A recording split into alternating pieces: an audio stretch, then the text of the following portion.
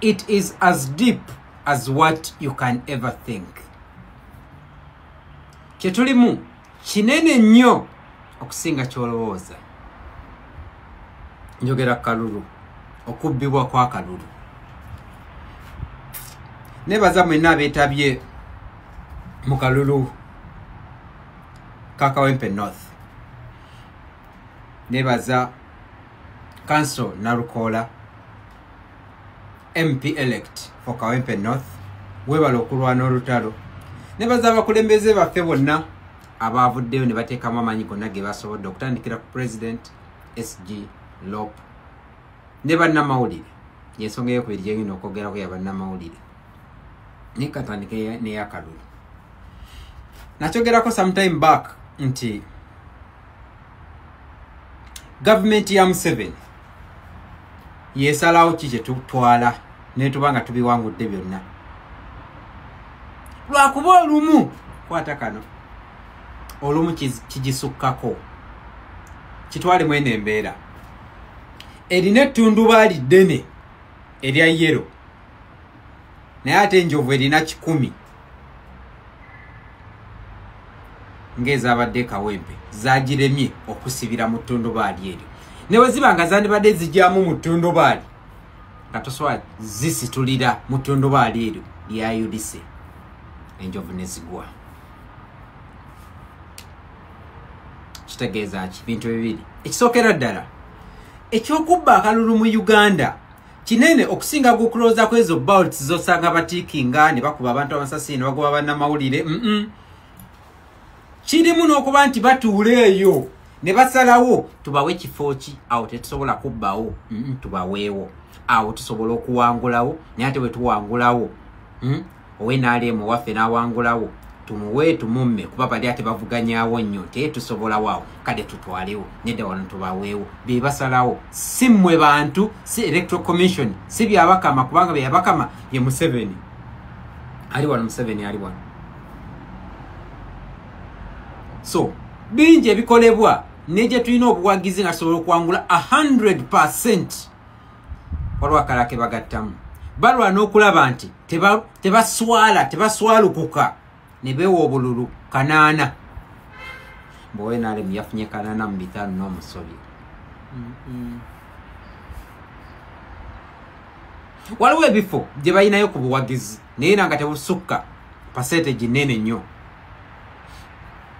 Ne wabaawo ebifo nga tebalinamu wadde obuwagizi naye nga tebaagala kuswalukuka ne beewa obululu bwe batandifunye. Ekyo nakyo ngeri yakubba mu Kalulu. Tekaye tetuswalukuka nnyo tulage nti obujulizi we buli ntwafunawo ku bululu naye bawangule kubanga batusinga wano. So nga tubasinga wangi we batakkiriza tubasinge. Kise tulina okukola. Tetulina kubeera discouraged. We shouldn't be discouraged where they take our victory because that's what a dictator does. That is the format of rigging in a country like that led by Museveni. They frustrate you. They discourage you by rigging here and there in all by-elections. And you think, then what? Songa mu lutalo tulimu mulimu angles ezenjawulo mulimu okubigenda mu Kalulu tubaswalizeeyo being on record. Mulimu okwekalakaasa nga Besigye kwe yakolanga tetukugenda mu nnyo e Uganda ne kukolebwa mu diaspora eyo nayo angle.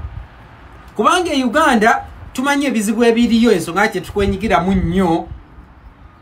Ne mubaamu genda mu kooti tuwolereza abantu baffe babeera bakutte nawo tuba tulwana.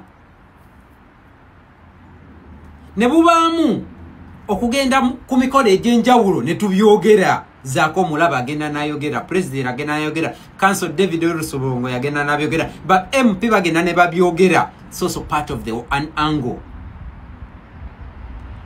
Lwaki tetulina kwesiba ku kiri kyokka kye tutamanyi waje kikome ekyokubba akalulu kubanga bagenda kukabba ebyabaddewo mu kalulu kano bigenda kubeera na bingi nnyo mu kalulu kali akanene yet we don't have that manpower gye twabadde nayo nga yonna ekuŋŋaanye nejje Kawempe n'erwana ne tukijjayo naye luli mu 2026 tugenda kubeera ne Uganda namba so nga tetulina manpower mu resources mu labor okubanga tulwana mu kalulu wokka. Ontegeera bulungi. So that means we must use all the other angles to keep fighting. Why? Because we don't know when this war is gonna end. We don't know. We have to keep fighting. Abatuvamu tubaleke bagende kubanga olutalo bwe luba. Kanyogereko kyabannamawulire ako kapoint oba okategedde kama akubeere sigala mu lutalo mu ango yonna gy'olimu oba bakugjeemu mu primary ezo bakugjeewa oba owulira oli frustrated sigala ng'oli mugumu gye tulaga tulabayo. Ange eyokubiri bannamawulire nasese naye nga nseka mu ngeri y'ennaku nti wenti nga ndaba bannamawulire babayisa mu mbeera gye babayisizaamu ndi munnamawulire naye ekizibu kyensinga okuwulira be bannamawulire bannange abatategeera nti sisitemu ya Uganda yakwata fraternity ya media n'egifunza mu ttaano bweti era nga bakama baffe tebagala mmanya oba bakutiddeyo tujje kwayalinga omulala mukatwekalakase tetugenda coveringa UPDF twekalakase polisi tugiveeko twabikola. I was there twabikola byokwekalakasa tibina kye bikola because they know bajja kwekalakasa babane bakomeo. They need something from us for every story they make that is about crime, killing and all that is about breaking the law. So okufuna side ya police n'ey'amagye tetugenda kukola press conferences zaabwe tetugenda kukola kino kale lekayo ojja kufuna story ng'ogikakasa olina okujja gye tuli otufuneko comment amawulire gatwe gadesigningibwa kiki tulina okukola wano kukkiriza nti wujja yavaawo tugizeewo. Abeka Rubawa muganda nge yagezaako nebisooka bifa Bashiri Kazibwe bamutwala yakola bye yakola naye ffe tulina okwerwanirira. It is us to fight for us. No one will ever do that. Ffe tulina okwerwanirira. It is us to fight for us. Ufe